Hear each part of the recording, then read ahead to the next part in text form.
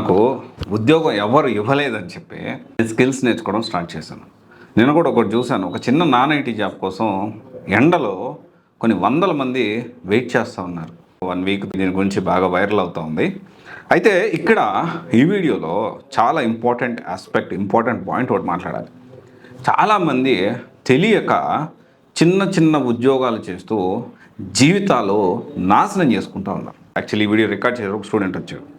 Email marketing దాదాపు 1.8 lakhs package, దానికి కూడా పిఎఫ్ ఉంది.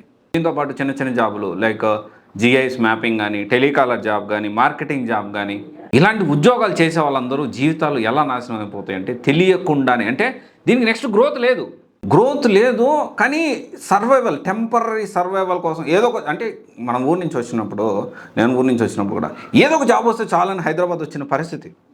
కానీ ఇక్కడికి వచ్చిన తర్వాత తెలిసిన విషయం ఏంటి అంటే ఏదో ఒక జాబ్ కాదు, ఫ్యూచర్లో బాగా శాలరీ వచ్చి మంచి ఫ్యూచర్ ఉన్న జాబ్ మనం జాయిన్ అవ్వాలి.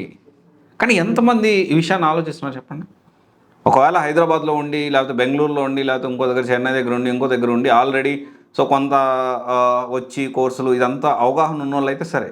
కానీ నాలాగా ఊరు నుంచి ఈ వీడియో అందరూ చూస్తున్నారు తెలియదు. కానీ నేనైతే హైదరాబాద్కి వచ్చేటప్పుడు ఏదో ఒక జాబ్ వస్తే చాలా అనుకునే పరిస్థితి. ఫార్చునేట్లీ నా కమ్యూనికేషన్ అంత లేదు కాబట్టి అప్పుడున్న పరిస్థితుల్లో నాకు ఏ జాబ్ ఇవ్వాల.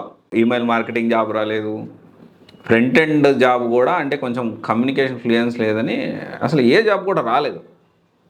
ఆ తర్వాత ఐ రియలైజ్డ్, అంటే ఏముంది, నేను బీటెక్ చేశాను, మెకానికల్ ఇంజనీర్ చేశాను, హైదరాబాద్ వెళ్తే ఎవరో ఒకరు మంచి కంపెనీలో జాబులు వచ్చేస్తుందనే కాన్సెప్ట్ వచ్చినోడు నేను. కానీ వచ్చిన తర్వాత అర్థమైంది ఏంటి అంటే ఈ డిగ్రీలు, బీటెక్లు ఇవన్నీ కూడా జాబ్కి తెచ్చుకోవడానికి ఇది పనికిరాదు. కంపెనీ రిక్వైర్మెంట్ తగ్గట్టు మనం నేర్చుకోవాలి, అప్పుడు జాబ్ వస్తుంది అనే విషయం నేను రియలైజ్ అయ్యాను. ఆ తర్వాత కోర్సులు నేర్చుకున్నాను. ఆ తర్వాత నేను ఏదైతే ఇబ్బంది పెట్టానో ఆ తర్వాత మీ అందరికీ తెలుసు, CYC స్టార్ట్ చేశాను. It's been almost 6 years now.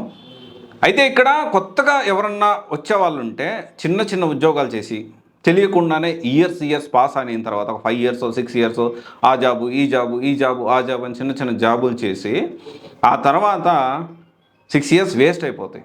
అప్పుడు 30+ వచ్చేస్తాయి కదా, అబ్బా ఇప్పుడు అర్జెంటుగా జాబ్ రావాలి, ఇంట్లో ప్రెజర్ అవుతా ఉంది, పెళ్లి చూపులకి వెళ్తుంటే 30,000 జీతం, 35,000 జీతం, 40,000 జీతం, లేదా సాఫ్ట్వేర్ అయితే పిల్లని ఇస్తాను, ఇలా మాట్లాడుతూ ఉన్నారు అని చెప్పి చాలామంది కెరీర్ కౌన్సిలింగ్ అటెండ్ అవుతూ ఉంటారు. అందుకనే ఏదో ఒక జాబ్ కాదు, ఫ్యూచర్ ఉన్న జాబ్ మీరు ప్లాన్ చేసుకోండి. దీనికి సంబంధించి మల్టిపుల్ కోర్సెస్ ఉన్నాయి. ఐదర్ సాఫ్ట్వేర్ కోర్సెస్ అయినా, లేకపోతే నాన్ సాఫ్ట్వేర్ కోర్సెస్ అయినా, లేకపోతే ఏదైనా కానీ మంచి ఫ్యూచర్ అనే జాబ్ ప్లాన్ చేసుకోండి. సో నేనైతే చాలా ఇబ్బంది ఫేస్ చేశాను ఇదే విషయంలో. చాలామంది స్టూడెంట్స్ కూడా తెలుసో తెలియక సంవత్సరాలు వేస్ట్ చేస్తూ ఉన్నారు. ఇది ఖచ్చితంగా మీరు ఆలోచన చేయండి. ఆలోచన చేసి దాని తగ్గట్టు ప్లాన్ చేసుకోండి.